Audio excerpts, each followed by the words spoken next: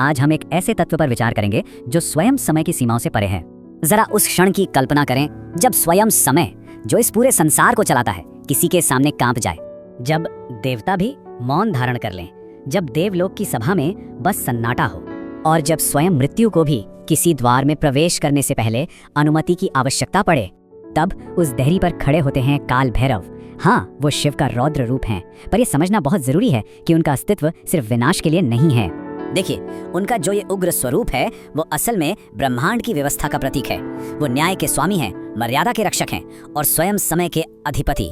तो चलिए अब उस कथा की ओर चलते हैं जो उनके प्रकट होने का कारण बनी। ये कोई साधारण घटना नहीं थी, ये तो ब्रह्मांडीय संतुलन को फिर से स्थापित करने का एक जरूरी काम था।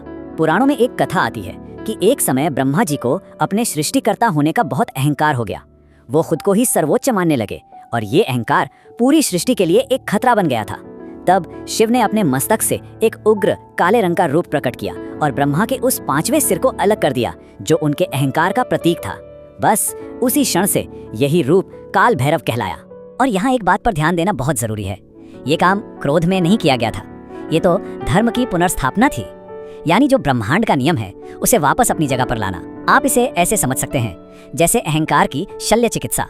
तो अब ब्रह्मांड के स्तर से जरा नीचे आते हैं और चलते हैं उस पवित्र धरती पर, काशी, जहाँ काल भैरव का शासन है। शिव की नगरी काशी में काल भैरव की सत्ता ही सर्वोच्च है।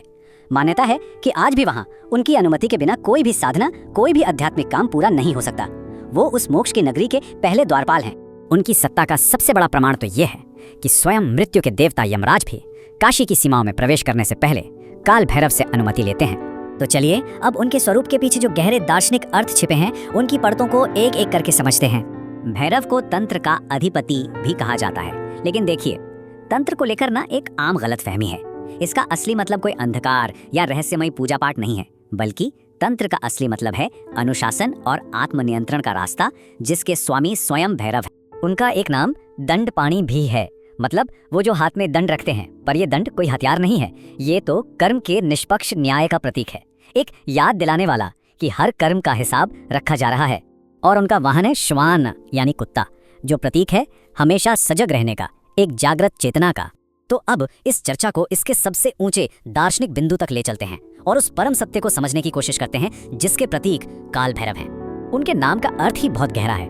काल यानी समय और भैरव यानी वो जो समय से भी परे हैं। वो असल में वो स्थिर सत्य हैं जिसके ऊपर से समय की नदी बहती है। तो एक बात बिल्कुल साफ है, उनका मकसद डराना नहीं है, उनका मकसद है चेतना को जगाना। वो एक उत्प्रेरक की तरह हैं जो हमें अंदर से झकझोर कर जगाते हैं। एक मौलिक सत्य है कि जो अपने कर्मों से भागता है वो काल से नहीं बच सकता। आप कर्म से तो शायद भाग जाएं, पर उसके परिणाम से कहाँ जाएंगे, क्योंकि समय खुद उस परिणाम को आपके सामने लाकर खड़ा कर देगा। और अंत में ये पूरी बातचीत, ये पूरा चिंतन बाहर से मुड़कर भीतर की ओर आता है। ये आत्ममंथन का एक साधन बन जाता है। तो काल भैरव सिर्फ पूजे जाने वाले एक देवता नहीं है, नहीं, वो एक चेतावनी है, वो एक याद है। वो इस सच की याद है कि समय हर किसी के लिए आता है, और वो इस नियम की याद है कि न्याय सिर्फ और सिर्फ कर्म से ही मिलता है। तो अब बस एक सवाल खुद से पूछिए, असली डर समय से है या उस सच से जिसे भैरव सामने लाते हैं?